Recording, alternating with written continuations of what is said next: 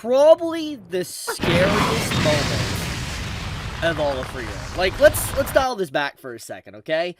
Just look at this scene real quick. Like, right as Frieren stares at Fern. Like, this is clone Frieren, FYI. But, like, Fern's like, hey, that's a fatal wound. She can't do much. She's analyzing the situation.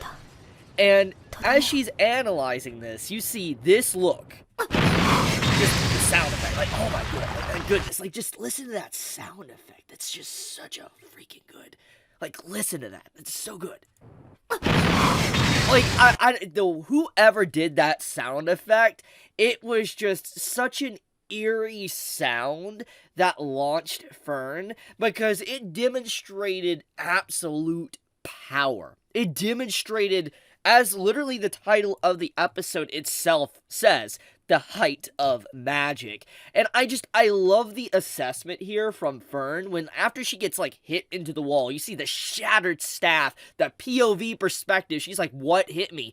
Was I attacked? She's just trying to analyze what just happened to her because it was just so quick. It was like she just got hit by force itself, like just like the air. There was just nothing there that knocked her back. Even us as the watcher of this episode, even after watching this episode and rewatching this little fight scene with Frieren versus Frieren and Fern, I still don't know what fully happened. I have some guesses and theories, but even then, it's still horrifying. Like, just this entire sequence, like when she was attacked, you know, Fern literally says, I don't sense any mana. And she's like pressed up against the wall. It's not like she's just embedded into it. She's being pressed up against it where she can't move, because this demonstrates it with her staff. Her staff is literally shoved up against the wall and it can't even move either. Either like little particles of it can't move. So it's just like whatever is hitting Fern in this moment is just overwhelmingly powerful that even Fern can't recognize it as an attack spell,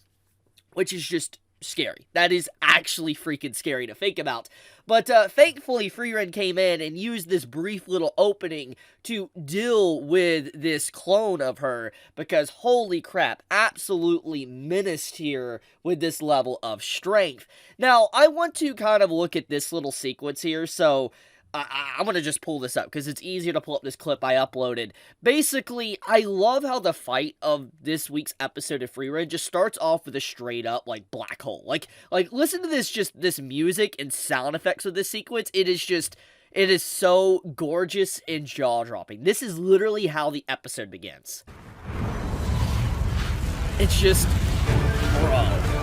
Bro, it's absolute insanity the way that looks. Like, just look at this sequence. You see the black hole growing as it goes up. You see the debris flowing around it. It is absolutely nutty. And it's just like, Frieren, we've seen her magic. We know her capabilities, but actually witnessing these abilities here of what she's capable of is just scary. Like, this is what she used against the Demon King.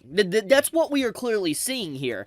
And this puts in perspective of what type of power she had to use with Himmel and the entire hero party just to be able to bring a monster like that down. And, you know, when people see this, it's like, yeah, Frieren's broken, but you gotta remember what the title of the series is. The title of the series is Frieren Beyond Journey's End. This is literally after the main hero story. This is basically, you know, when the heroes have defeated their journey and some time has passed. But once again, this isn't where, like, the ancient heroes have grown old and decrepit, because Frieren is an elf, as we know. She lives a long time. 80 years is just not that long ago. It ain't. So, it's like a blink of an eye for her. When you factor all of that in, it's just like, this is Frieren technically still at the height of her magical might after defeating the Demon King. And it's honestly just crazy. Like, it's honestly amazing that Fern was able to pull out, like, this level of, you know, I guess,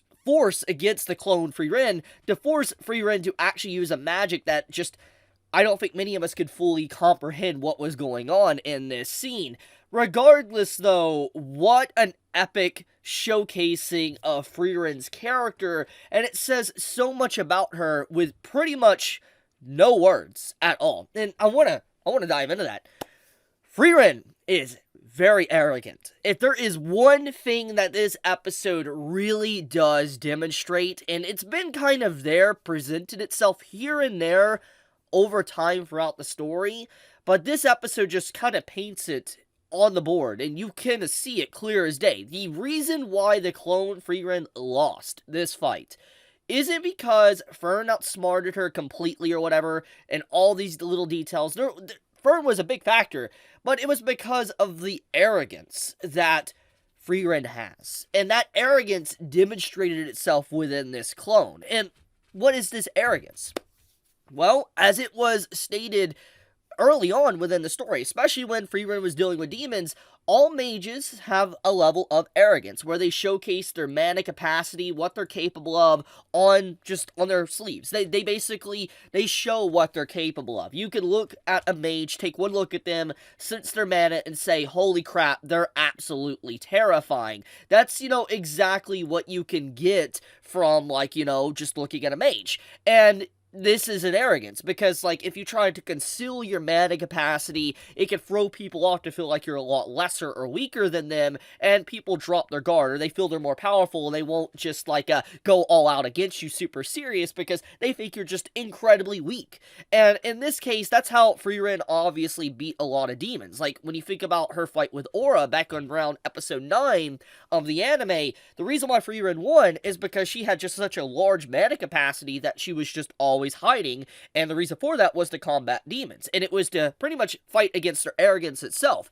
And in this case, Frieren as a character used that to her advantage, and from what it always looked like, it looked like she was always, kind of disrespecting magic, or at least mages, because she would not demonstrate her full might. But in this case, that arrogance is there. For instance, what we see here, when Frieren takes some damage, this clone of her actually takes damage, she realizes the threat in front of her, and as she's trying to analyze the damage that's done to her own clone body, and Frieren thinks everything's about to end, the clone gives her a death stare. I've seen, murderous intent from characters throughout stories, but my god, this is honestly one of the greatest death stares I think I have ever seen. And the reason why it makes this scene so good, why the death stare it says so much about it with no words, is because this is coming from a character that literally shows barely any emotion. She shows emotion, yes, but, her face is always stoic. That is what we get from Frieren. She has some certain expressions, but overall, for the most part, default Frieren is very stoic. And even with this facial expression of Frieren, it is a very stoic look. But the eye drawing, the way the eyes are drawn, is just so menacing with the way the hair is done too, that it's basically saying this clone Frieren is going to kill you with everything she has at her disposal and make you suffer. That is literally what you get from this sequence. And let's play this little brief sound effect scene again, for you can just see the overwhelming might that Frieren really does have at her disposal. It is scary, because this is an ability she wasn't showing. And the only thing that I can think of what this is obviously some old magic that she probably used against the Demon King, since it was said she hasn't used this for 80 years, and the only person that kind of falls into that is the Demon King category. Now the question is, what was the magic? If I had to assume, it has something to do with imagination, because we were told a lot that basically magic and imagination is a big part of being able to overcome certain obstacles and stuff. And we know at an early age, Frieren was able to take down a lot of demons before she met her master.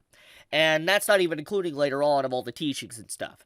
We don't really know exactly the full capabilities of what Frieren has to offer, or even how the Demon King fight fully went down. We don't know if there was some cheap tactics or not, who really played their part. I'm assuming they all played their part, but we don't know really just how ridiculous the fight was. We can only assume. With a demonstration of a black hole alone, it puts in perspective just how insane that fight was with the Demon King, because it's I doubt that is literally the height of what the power Frieren could really just throw out, and what the Demon King was capable of as well. Because once again, Demon Kings within these type of stories is basically the pinnacle of strength. They are entities that threaten the realm of gods itself, like in stories. Like, they can go on to not just conquer the world, but literally go into like different dimensions or conquer, you know, the planes of the gods, etc. Because that's just how powerful a Demon King can get. So to be able to take something like that down, it basically means that you're stepping into the realm of godhood. That's kind of what you get from it.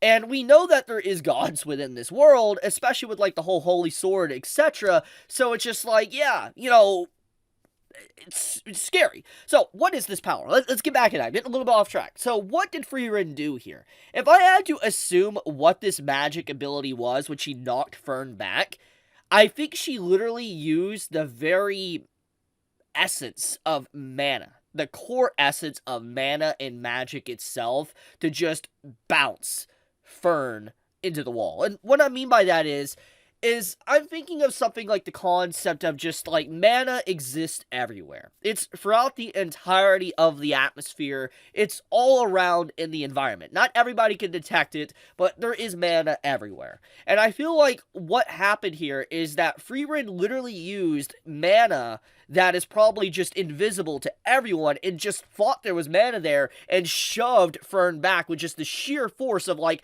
the laws of physics of magic itself or something. Like, I can't fully break it down what actually happened, but that's my assumption. She literally used the mana throughout the world just to shove Fern back into the wall, just like, get away from me and all that. And that's, if that's what happened, I'm assuming, because, like, once again, this is obviously magic that took down the Demon King. This isn't, like, low-tier magic, and we're seeing some high-skill magic already, but this is definitely probably above even a black hole. So I would assume this is, like, manipulating literally the laws of magic itself of what's going on here.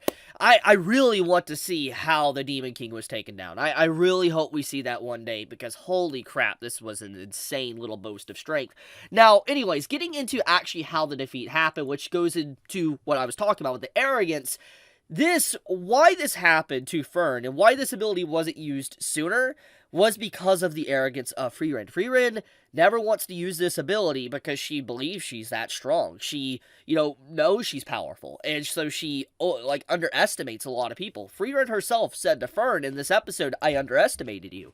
And this is basically that if Frieren was in a life or death battle, and she basically, you know, got into a situation like this, she would probably be like, "Okay, I underestimated you. Let's take the gloves off. I'm about to kill you." That's literally what this is. It's like, I'm done with you. And I wonder if Frieren has magic to be able to heal herself. Like, I'm assuming, judging just by, like, the capabilities of what she can do, I'm assuming Frieren has the ability to probably heal wounds. I mean, she says she doesn't really have healing capabilities or anything, but I don't know, man. When you're able to, like, do stuff like this, ridiculous stuff like this, I don't know. Like, she's literally casting, like, barrier magic as well, without words, without a staff, without freaking arms. Like, she's protecting herself without freaking arms. Like, can we talk about that? Like, that's ridiculous.